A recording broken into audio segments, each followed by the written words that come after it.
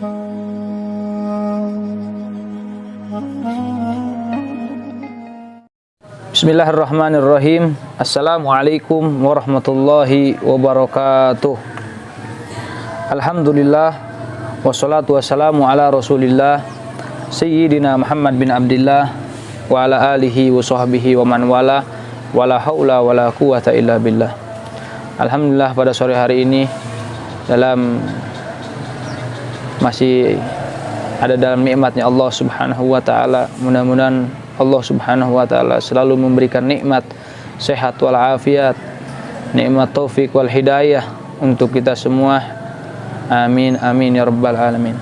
Pada sore hari ini saya akan sedikit berbagi ilmu tentang keutamaan sholat berjamaah. Penting sholat berjamaah karena ini adalah salah satu syiar min syairillah atau syiar-syiar Islam. Baik, langsung saja. Tertera di kitab Taqriratus Sadidah halaman 289. Babu sholat al-jamaah. Bab sholat jamaah. Al-jama'atu lugotan, yang dimaksud dengan jamaah, sholat jamaah lugotan at-ta'ifatun. At-ta'ifatu berkumpul, satu kumpulan. Itu secara bahasa. Yang namanya berjamaah pasti berkumpul, nggak ada. Malah kalau di dalam nahu yang berjumlah 3 dan baru 3 lebih baru itu dibilang jamaah. Pokoknya perkumpulan itu secara bahasa. Wasar'an, secara syariat Islam, yang dimaksud sholat jamaah adalah rotbun, menyambungkan, mengikuti sholatil ma'mum, sholatnya si ma'mum, bi sholatil imam, dengan sholatnya si imam, menyambungkan. Jadi ketika si makmum tidak mengikuti makmum, maka dengan secara tidak langsung bisa membatalkan sholat dia. Apalagi kalau dia mendahului atau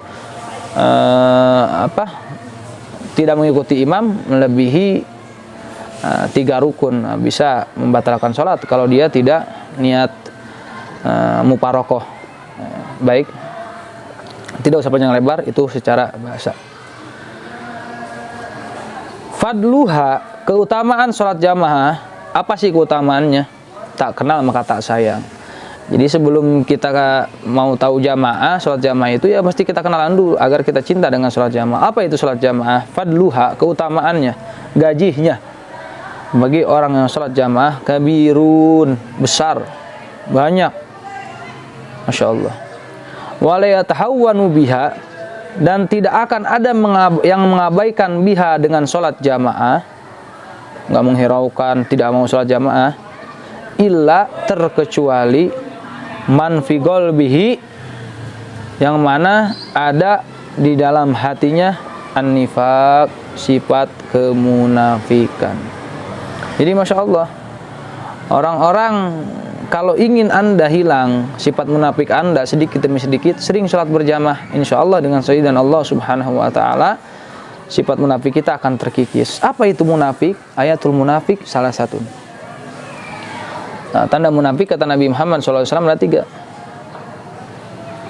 Rasulullah SAW bersabda, idza hadatsa kadzaba. Tanda munafik yang pertama, apabila nomor 1, apabila dia bercerita, berbicara, dia bohong. Wa idza wa'ada akhlafa. Tanda kedua, alamat kedua orang munafik, apabila dia berjanji, dia mengingkari janji. Sedangkan janji al-wa'du dainun, janji itu hutang, hutang itu harus dibayar. Wa idza tumina khana, dan apabila dia diberi amanat dia akan khianat. Nah, ini termasuk daripada orang-orang yang tanda-tanda orang munafik. Apabila berbicara dia bohong, apabila dia berjanji dia ingkari, apabila dia beri amanat dia khianat. Naudzubillahi min dzalik. Allahumma sallimna minan nifaq. Mudah-mudahan kita diselamatkan oleh Allah Subhanahu wa taala dari sifat kemunafikan. Nah, dari salah satu faedah salat berjamaah ini adalah mengkikis sifat kemunafikan kita di dalam hati. Jadi makanya diterangkan di kitab ini, wala yatahawwanu biha illa man fi qalbihi nifaq. Tidaklah orang yang mengabaikan salat jamaah terkecuali dalam hatinya ada sifat kemunafikan. Naudzubillah. Wafil hadis, di dalam hadis pembahasan tentang keutamaan sholat jamaah, inna sholatal jama'ati ta'dilu khamsa wa isrina min sholatil fadi. Sesungguhnya sholat berjamaah membandingi 25 kali sholat min sholatil fadi, daripada sholat sendirinya. 25 kali lipat, bayangin. Membandingin dengan orang sholat 25. Jadi kalau kita sholat sendiri itu pahalanya 1 gitu. Tapi kalau sholatnya berjamaah seakan-akan kita 20 kali 5 sholat, Masya Allah. Ta'dilu khamsa wa isrin min sholatil fadhi. Jadi lebih utama daripada 25 kali sholat biasa. Fawaiduha, faedah-faedahnya sholat berjamaah kasiratun minha. Kasiratun, banyak. Minha, dari sebagiannya. 1. Al-itku wan najatu minan nar. Pembebasan dan penyelamatan daripada api neraka. Insya Allah, kalau orang selalu berjamaah, pasti sholat yang berjamaah, dia akan terbebas daripada api neraka Allah Subhanahu wa Ta'ala. Masya Allah. Yang kedua, as-salamatu minan nifaq. Dia akan selamat dari sifat kemunafikan kalau orang hobi sholat jamaah. Yang ketiga, faedahnya qubulus sholat. Insya Allah sholatnya akan diterima oleh Allah Subhanahu wa Ta'ala. Di sini ada kalimat ajibah yang saya mau ucapkan. Jadi kita kan kalau ditanya udah sholat belum, pasti jawabnya sudah. Tapi akhlaknya ketika kita ditanya apakah anda sudah sholat, maka jawablah dengan kalimat taqabbalallah. Apa itu taqabbalallah? Artinya moga-moga Allah menerima sholat saya. Nah, seperti itu. Jadi akhlaknya ketika kita ditanya apakah anda sudah sholat, ketika kita sudah sholat maka jawab sudah, taqabbalallah, sambil membaca doa mudah-mudahan Allah menerima sholat saya. Itu yang ketiga daripada fawaid ataupun keutamaan sholat berjamaah, akan diterima sholat kita insya Allah. Yang keempat, maghfiratud dzunub, bisa mengampuni dosa-dosa kita. Masya Allah, kita dengan sholat berjamaah, makanya kita lawan hawa nafsu kita, lawan hawa malas kita untuk sholat berjamaah. Insya Allah dengan perjamahan kita ini akan membawa ampunan Allah Subhanahu wa Ta'ala. Apa? Al-jama'atur rahmah wal furqatu adab. Kan di dalam hadis itu dikatakan apa? Kalau rahmat berkumpul itu rahmat, mendatangkan rahmat. Malah di kitab ini diterangkan ketika kita sholat berjamaah, kita akan mendapatkan ampunan daripada Allah Subhanahu wa Ta'ala. Kemudian yang kelima, al-adrul azimu, mendapatkan pahala yang sangat agung, yang sangat besar. Masya Allah. Yang keenam, daf'ul wasawis, kita akan diangkat sifat waswas, wa hifdzu, dan kita akan dijaga minasyaiton, daripada setan-setan. Masya Allah. Ini adalah 6 daripada fawaid atau keutamaannya sholat berjamaah. Mudah-mudahan dengan saya dan anda mendengarkan apa yang tertera di kitab ini, apa jaminannya kita akan semangat beribadah sholat berjamaah di masjid ataupun di tempat-tempat yang ditentukan untuk sholat jamaah. Mudah-mudahan kita selalu diberi hidayah untuk mau melaksanakan sholat berjamaah. Tadi apa? Yang pertama, al-itqun wa najatu minan nar, kita akan diselamatkan dari api neraka. Kemudian yang kedua, kita akan diselamatkan dari sifat munafik. Kemudian ketiga, jaminannya orang yang sholat berjamaah qabulus sholah, dia akan diterima sholatnya oleh Allah. Keempat, maghfiratul dzunub, akan diampuni dosanya. Kelima, pahalanya besar.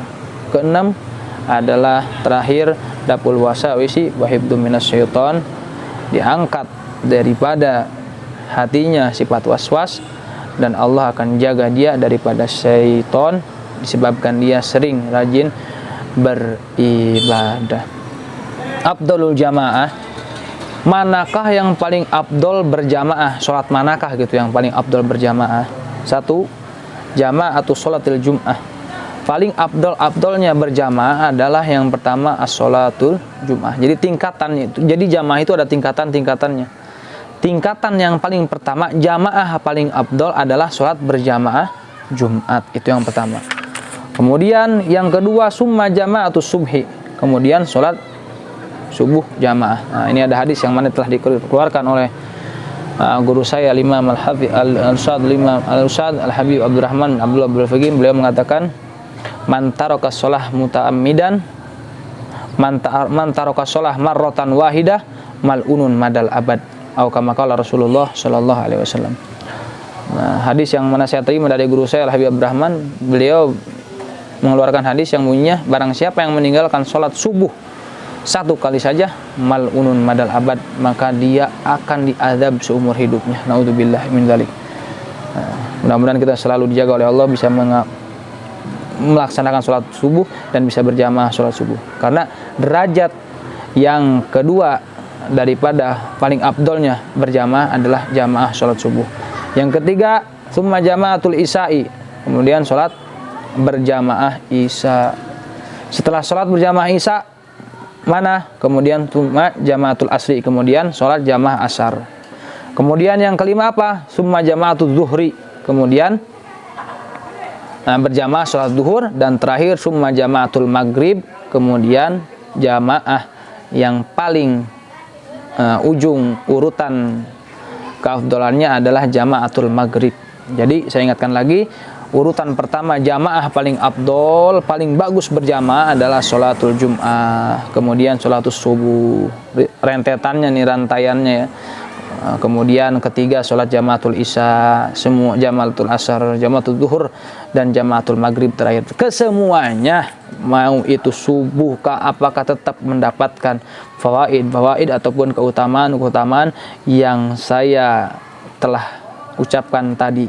Jadi ketika bukannya seperti ini, ketika kita ikut sholat pahala yang abdol, seperti paling abdolnya berjamaah kan sholat Jumat, kemudian ketika kita melaksanakan sholat subuh tidak mendapatkan jaminan yang tadi saya telah keluarkan. Tidak, jaminan yang tadi adalah jaminan untuk orang yang melaksanakan sholat berjamaah, entah itu sholat jamaah apapun, baik itu subuh, sholatul Jum'ah, sholat apapun, yang penting berjamaah, dia akan mendapatkan jaminan tersebut. Terus timbul pertanyaan, bagaimana hukum sholat berjamaah itu? Apakah sunnah, apakah wajib, apakah bagaimana? Kan kita perlu jelas. Saya akan jawab, hukum sholatil jamaati, hukum sholat berjamaah, al-mu'tamad, menurut pendapat yang kuat, annaha, sesungguhnya sholat berjamaah fardu kifayah. Fardu kifayatin, fardu kifayah itu fardu yang sekiranya kalau ada orang yang melaksanakan, gugurlah semua orang di daerah situ kalau dia tidak melaksanakan. Contoh, di RT 2 ini ada yang melaksanakan sholat masjid, kemudian sholat berjamaah. Nah, ketika satu saja dia melaksanakan, maka bisa menggugurkan dosa yang lainnya. Tapi ketika tidak ada satupun yang ikut sholat berjamaah di RT tersebut, maka dosa semua. Itulah yang dinamakan fardu kifayah. Satu mencukupi di daerah satu orang tersebut. Itu yang mu'tamad. Hukumnya adalah fardu kifayah. Wa huwa qaulun Nawawi, itu adalah pendapat yang mendapat. Wa indar Rafi'i, dan tatkala Imam Rafi'i berpendapat annahu sunnatun muakkadatun. Ada yang berpendapat yang mu'tamad mah, hukum yang mu'tamad salat berjamaah adalah fardu kifayah, fardu satu orang bisa mencukupi semuanya, bukan fardu ain ya. Kalau fardu ain itu perorangan. Ketika satu orang meninggalkan, maka yang dapat dosa ya satu orang tersebut. Ketika mendapatkan pahala, ya yang mendapatkan pahala satu orang tersebut. Beda dengan fardu kifayah. Fardu kifayah itu mencukupi jamaah yang lainnya gitu di daerah tersebut. Dari hukum yang mu'tamad yang paling kuat adalah fardu. Dan ada yang mengatakan Imam Rafi'i hukumnya sunnah. Sampean mengambil yang mana terserah. Yang penting kita mau melaksanakan sholat berjamaah. Dan mudah-mudahan dengan ilmu yang saya sampaikan, dan mudah-mudahan ilmu yang saya sampaikan ini menjadi barokah untuk kita dan Anda, dan dengan barokah ilmu ini kita bisa disenangkan untuk selalu sholat berjamaah. Dan mudah-mudahan kalau kita kelak sedang sholat berjamaah di dalam dunia, mudah-mudahan kita akan sholat berjamaah dengan Rasulullah, akan berjamaah dengan Rasulullah Shallallahu Alaihi Wasallam di akhirat nanti. Amin ya rabbal alamin. Assalamualaikum warahmatullahi taala wabarakatuh.